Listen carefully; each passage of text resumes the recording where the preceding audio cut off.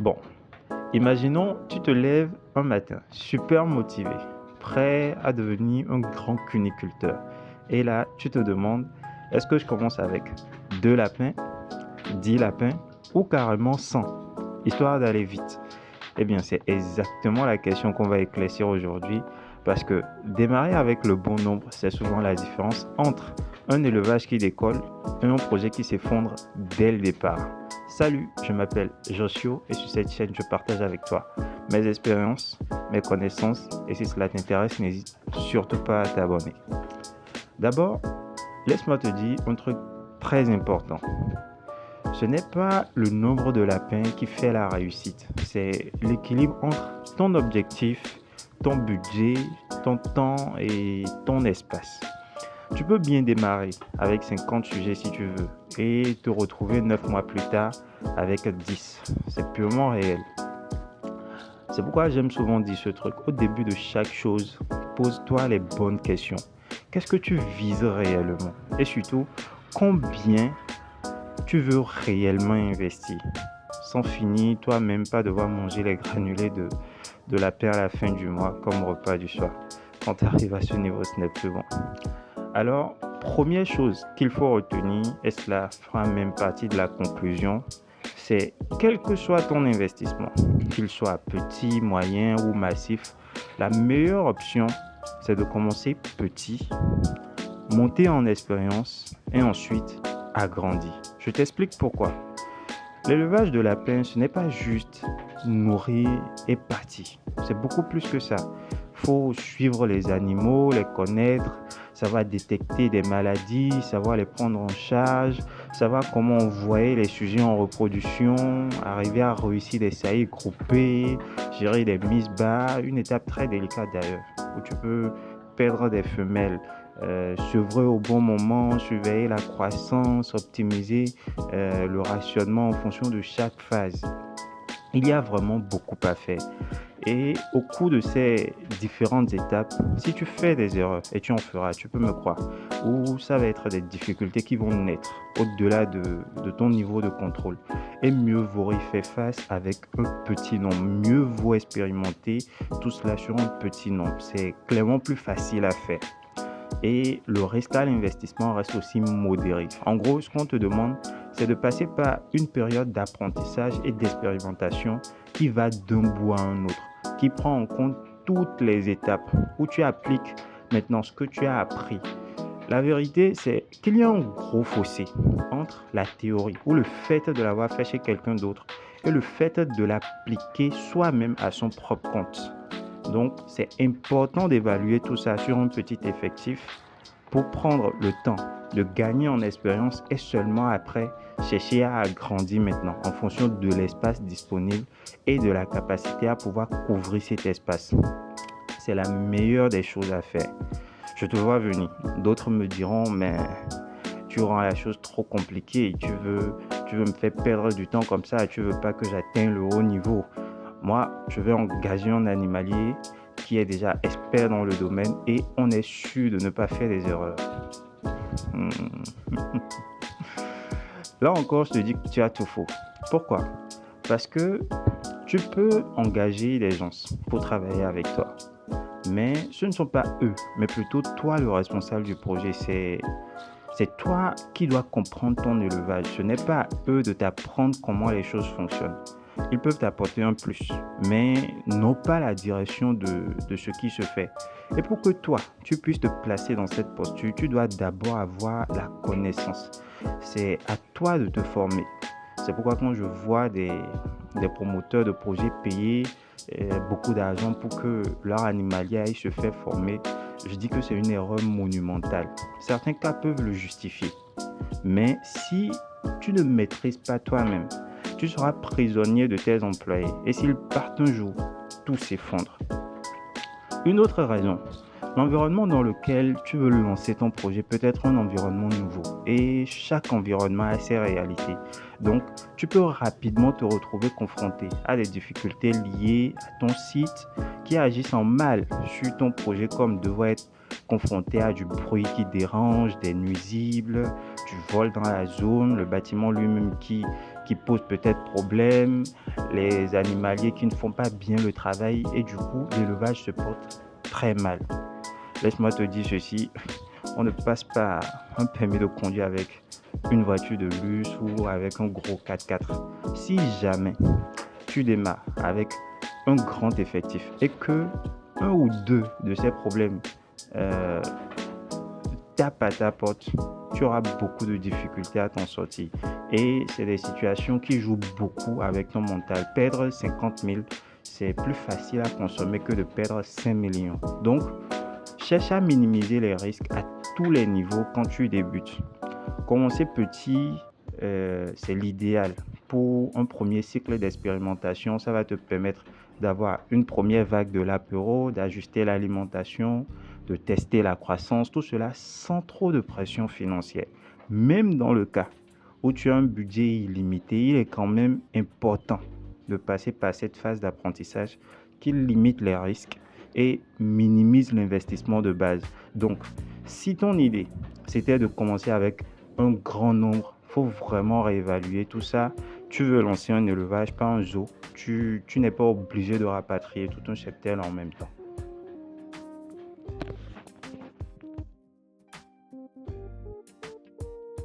Maintenant que tu as compris l'intérêt de commencer petit et grandir après, alors commencer avec 2 femelles et un mâle ou 3 femelles et un mâle, est-ce que c'est la meilleure chose? Oui, ça l'est. Mais d'autres variables vont venir mieux te préciser le nombre avec lequel il faut que tu démarres. Si ton objectif, c'est d'atteindre 50 ou 100 femelles, commencer avec 2-3 femelles, ça reste un peu petit. Par contre, si ta vision, c'est d'atteindre une quinzaine de femelles, cela reste largement suffisant. Mais à ce niveau, ne t'attends pas à une rentabilité qui te fait vivre comme un petit prince. Tu es plus dans un élevage extensif. Ta vision peut être d'aller jusqu'à 200, 300, voire 600 femelles, ou même plus. Là, nos 3 femelles du début ne feront clairement pas l'affaire. Et même avec cet objectif, c'est mieux de monter progressivement en grade à partir d'un niveau plus inférieur. Petite parenthèse, si tu découvres tout ça, le fait de tout spécifier en nombre de femelles, ce que je fais depuis le début, je t'explique. En cuniculture, c'est le nombre de femelles que tu as qui détermine ta capacité de production. C'est pourquoi on raisonne en termes de femelles. On se présente en mettant en avant le nombre de femelles qu'on a. On va parler maintenant du sexe ratio. On va s'appuyer là-dessus pour déterminer quelque chose. Supposons que ton objectif à terme, c'est d'atteindre une cinquantaine de femelles, voire un peu plus. Je prends cet exemple parce que c'est dans ce sillage, à partir de ce seuil, que tu peux réellement parler de rentabilité. En deçà, ça reste faible, c'est expérimental. Tu survis entre 2-3 trucs. Et en tout cas, si on prend en compte les réalités du monde dans lequel nous vivons et s'il faut rester raisonnable face aux défis de ce monde-là, on aura le temps d'effectuer un calcul de rentabilité ensemble en s'appuyant sur un nombre de sujets précis et on verra ce que chaque niveau peut dégager comme bénéfice. Revenons à nos moutons, plutôt à nos lapins. Je parlais du sexe ratio. C'est le nombre de mâles qu'il faut pour un certain nombre de femelles. On ne forme pas de couple papa-maman, chacun avec sa chacune, non. Ça ne nous permet pas d'être rentable. Le lapin, c'est un polygame dans l'âme. Maintenant, il ne faut pas l'épuiser aussi, il faut lui donner ce qu'il peut faire. Et généralement, les études ont prouvé qu'en élevage, un mâle peut gérer jusqu'à 5 femelles, voire même 7. C'est un champion, les gars. Si je parle des mâles, c'est pour déterminer le nombre dont on aura besoin en fonction du nombre de femelles débutantes qu'on aura choisi. On va garder un sexe ratio de 1 mâle pour 5 femelles. En gros, c'est ça une bonne petite famille équilibrée, quoi. Maintenant, est-ce que cette famille nous permet d'atteindre dans un temps raisonnable nos 50 femelles, voire plus? Non. Tu vas y arriver, mais ça va mettre un peu de temps. C'est à toi de voir. Si on double cette famille-là, c'est acceptable. Donc, 2 mâles pour 10 femelles.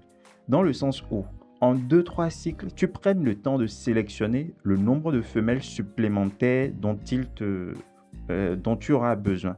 Là, tu vas me demander, mais pourquoi je ne peux pas tout sélectionner au premier cycle? Ça fait plus logique et en plus, j'aurai une vague uniforme.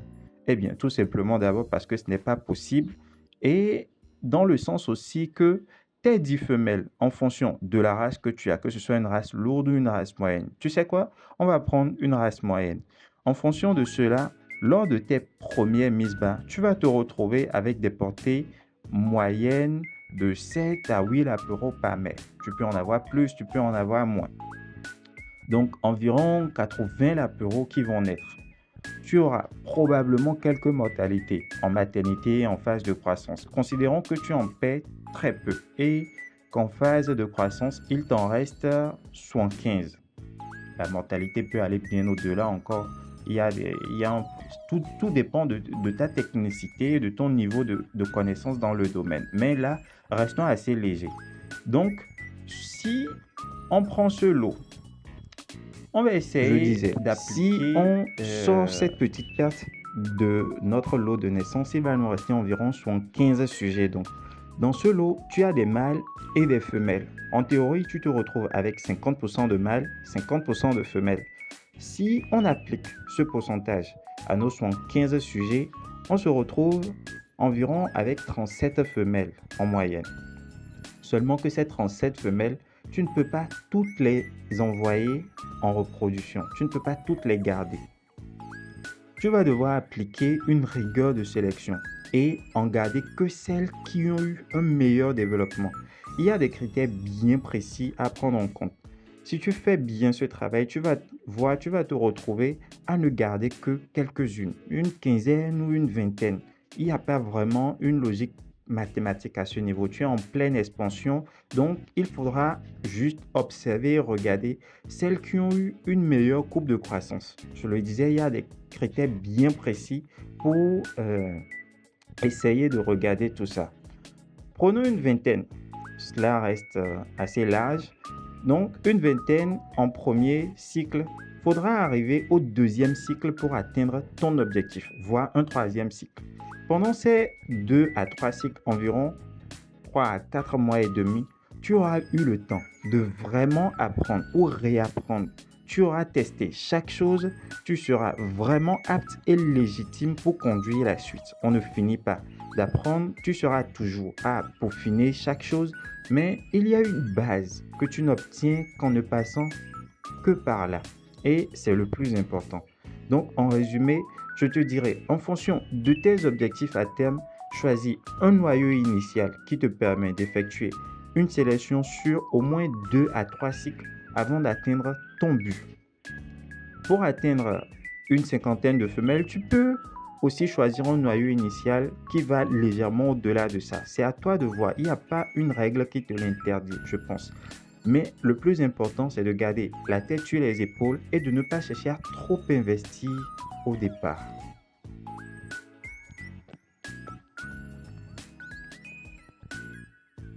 On va finir et je te dirai en conclusion que ce n'est pas une question de combien je peux acheter au début, mais plutôt combien je suis capable de gérer intelligemment pour atteindre mon objectif final.